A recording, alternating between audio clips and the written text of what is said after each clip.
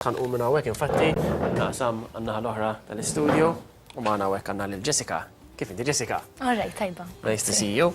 Tantieħor. Jessica li hija kantanta bravissima u kif dejjem ngħidu dan il-programm aħna kemm jista' jkun nippruvaw nużawha bħala plattaforma biex nagħtu vuċi lil dawk il-kantanti li għandhom talent li forsi għadha petada ħan nisimgħu iktar u iktar bihom. Jessica, li kieku kelli nsaqsik li hemm wieħed mill-aktar momenti fil-karriera tiegħek li sal-lum il-ġurnata tibqa' tiftakar u tibqa' żdozza bħala memorja vera sabiħa. X'inhi? L-iktar memorja is-sena l-oħra kont waħda mill-finalisti fil-konkors Kanzunetta Indipendenza. Kienet l-ewwel darba li ħadd sehem festival nazzjonali li huwa daqshekk magħruf u hija memorja li nos ħafna. Kemm ilek li bdejt kanta issa? Kelli 12 sena ġifieri qisu 13 sena bej wieħed u ieħor inkanta. U kif bdejt din il-mħabba lejn il-kant? Minn dejjem kont inħobb inkanta, imma meta kont l-iskola kont Form 1 u kull sena konna nagħmlu talent show u l-allima tal-mużika kienet għażlitni biex inkanta waħdi u qalt li isma' qalt li għandek leħnek vera sabiħ, qalt li għax ma tibdiex tipprattika l-kant u kont qedtilhom il-missieri u minn hemm bdew joħduni għal-lezzjonijiet u l-ewwel għalliema kienet Doringarja dak iż-żmien. U minn hemm bdejt ftit nitgħallem il-kant. Hawnhekk qed naraw dan ir-ritratt li jidher li jista' jkun qiegħed Voices da? Le, dan huwa Stramin. Okay. Huwa kunċert li jsir kull sena u fih jinġabru fondi għal karità differenti kull sena. U kull sena nipprova nieħu sehem fiha vera nieħu pjaċir, inkunu qisna familja ta' kantanti u bil-kitarri live, kollox live. U qed tkun qed tagħmel xi ħaġa li ġid ukoll għax qed tiġbor il-flus għall-karità fl-istess ħin. Ekku.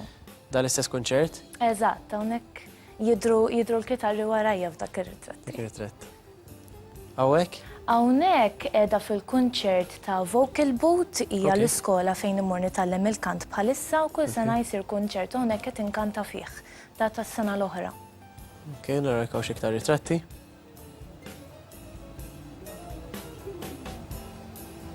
Ħadsem ukoll fil-Malta Junior Song for Europe 2004 bħala backing vocal ukoll. Bħala backing vocals, kont backing vocals ta' Dario Bezzina konna ġejna t-tieni dakinhar f'dik l-edizzjoni.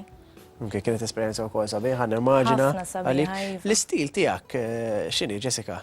L-iktar stil li joġobni huwa pop, imma l-iktar li nkanta huma ballads, diski slow, dak l-iktar li nħobb inkanta, ma mbagħad inħobb il-pop ukoll. Naf li bħalissa ħdimt ukoll fuq diska tiegħek u xek li kitibha l-Muxu so qed ngħid ħdimt riċenti? Le, dak kont ħdimt miegħu xi żmien ilu, konna minna diska għal Malta Song imma ma kontx għaddejt sal-finali, ma ħdimt miegħu iva. U d-diska li ħadkantallna llum x'inhi allura? Id-diska li ħankanta llum li ħadsem biha fl-indipendenza tas-sena l-oħra jisimha Riħ Mil-Punent. Bil-Malti. Tippreferi tkanta bil-Malti u bl-Ingliż? Nieħu pjaċir ħafna nkanta bil-Malti. Hija l-lingwa tagħna u l-iktar lingwa li nħobb pjaċir nkanta biha. Jkun kelli nsaqsik x'inhuma l-ambizzjonijiet tal-futur tiegħek? Nixtieq l-ewwel nett nixtieq li nieħu sehem fil-Malta Song bħal kull kantant u kantant oħra. Imma wkoll nixtieq li l-kant ikun xogħli, ikun il-full-time job tiegħi. Vera diffiċli imma hija ħolma kbira tiegħi li fil-futur ikun ix-xogħol tiegħi. Ma nafx jekk kellek ċans tara ftit mill-Eurovision tal-bieraħ mill-semifinalisti, x'taħseb x'inhuma l-kummenti tiegħek? Kont ftit diżappuntat, oġbuni ta' Finland u ta' Slovenja li t-tnejn li huma m'għaddewx, l-oħrajn insomma ma tantx laqtuni ngħid il-verità. Tajjeb, jiġifieri għax Klawdja allura iktar u iktar ħajkollha ċans tmur tajjeb. X'taħseb fuq id-diska ta' Klawdja toġbok?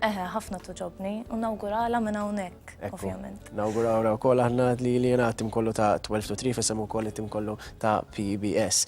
Jiena Jessica ma nistax nħallik titlaq minn hawnhekk qabel ma tkantalna diska. Allura jiena issa ħanħalli fidejk, inti għandek il-mikrofon hemmhekk biex tkanta d-diska li jisimha Riħ Mil-Punent. Riħ Mil-Punent, fidejk. Thank you.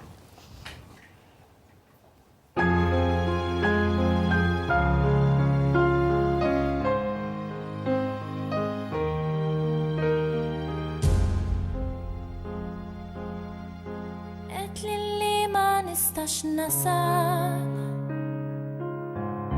qed li ma ninqalax u kull darba li niftakar issa ftit biex ma nweġġax. Pruvajtajli li se nfalli, li jekk naqas kull ma nqumx. Sħaqt biex il-karriera nħalli, għax il-fama skur ma ddumx. Iżda jien qudiem l-ostakli, skur li qalbi ma tajt qatt. Għalkemm ma nagħmilx mirakli, f'ħajti rrid nagħmel impatt. Grazzi għal perseveranza biex imbaħħal fil-maltemp, biex nistinka u navvanza leleb kull riħ mil-punent. Lift li jgħat niġi fi klimek,